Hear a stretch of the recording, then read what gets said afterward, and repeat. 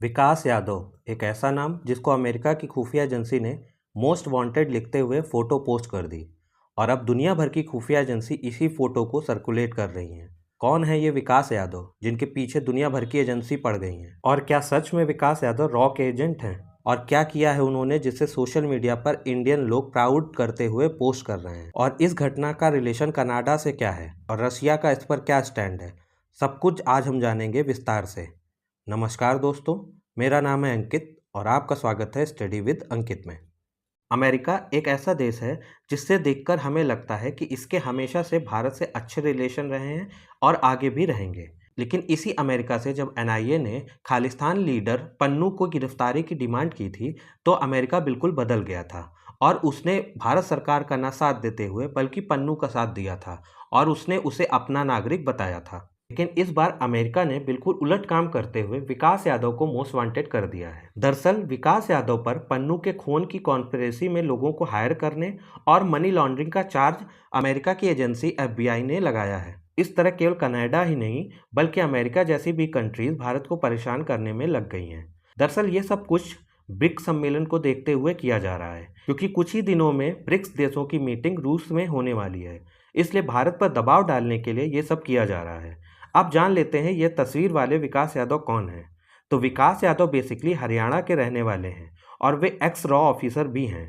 दरअसल कुछ समय पहले ही अमेरिका में खालिस्तान लीडर पन्नू पर अटैक करने की सूचना एफबीआई को मिली थी और इसी जांच में दो फॉर्मर एजेंट निखिल गुप्ता और विकास यादव का नाम लेते हुए एफबीआई ने आरोप लगाया था कि उन दोनों भारतीय लोगों का तब एफबीआई ने जांच की थी पन्नू की मौत की साजिश में हाथ था।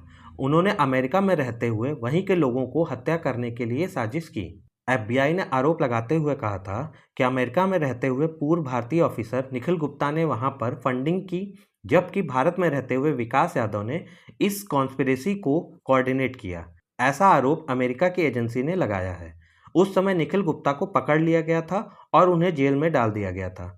तब से उन पर केस चल रहा है। वहीं निखिल गुप्ता का कहना है कि उनका इससे कुछ भी लेना देना नहीं है, बल्कि उन्हें चुनाव को इन्फ्लुएंस करने के लिए फंसाया जा रहा है। इसी केस को देखते हुए एफबीआई ने विकास यादव का पोस्टर मोस्ट वांटेड लिखते हुए जारी कर दिया।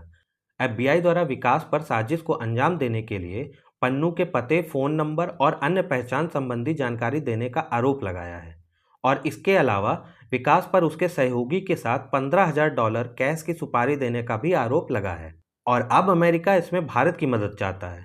तो पहली बात तो ये है कि अमेरिका को ये याद रखना चाहिए, जिसको भारत की खुफिया संस्था एनआईए ने आतंकवादी घोषित किया था और जिसकी गिरफ्तारी के लिए अमेरिका से हेल्प की अपील की थी, तब तो वे पन्नू की हेल्प कर रहे थे और तब उनके लिए मोस्ट वांटेड वो नहीं था। आज अगर किसी व्यक्ति पर अमेरिका मोस्ट वांटेड लिख दे तो भारत को मदद करनी चाहिए।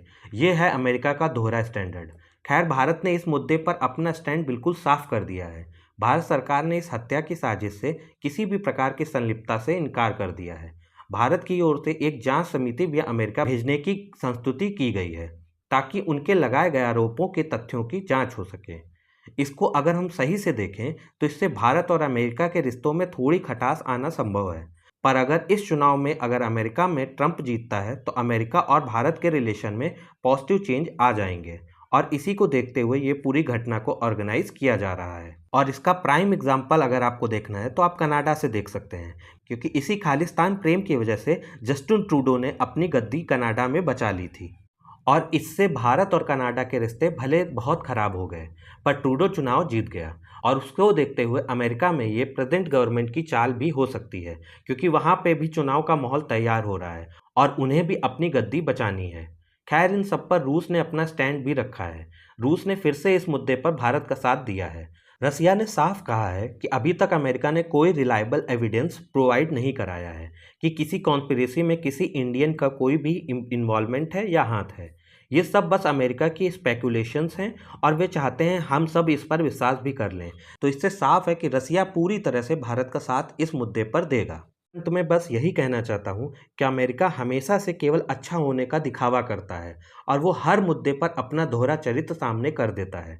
अमेरिका सरकार ने ये सब अपनी गद्दी बचाने के लिए किया है और आरोप भारतीय लोगों पर लगाने का काम कर रहा है, जिससे कि उसकी वहाँ पर पॉपुलैरिटी बढ़ सके और शायद उसको चुनाव में बहुत ज़्यादा वोट मिल सके। आपका इस पूरे मुद्दे पर क्या सोचना है, हमें ज़रूर बताइए। धन्यवाद। जय हिंद। आज की वीडियो आपको कैसी लगी हमें कमेंट बॉक्स में ज़रूर बताइएगा। वीडियो पसंद आई हो तो लाइक कर दीजिएगा और ऐसी और इन्फॉर्मेटिव वीडियोस के लिए मेरे चैनल को सब्सक्राइब कर लीजिएगा।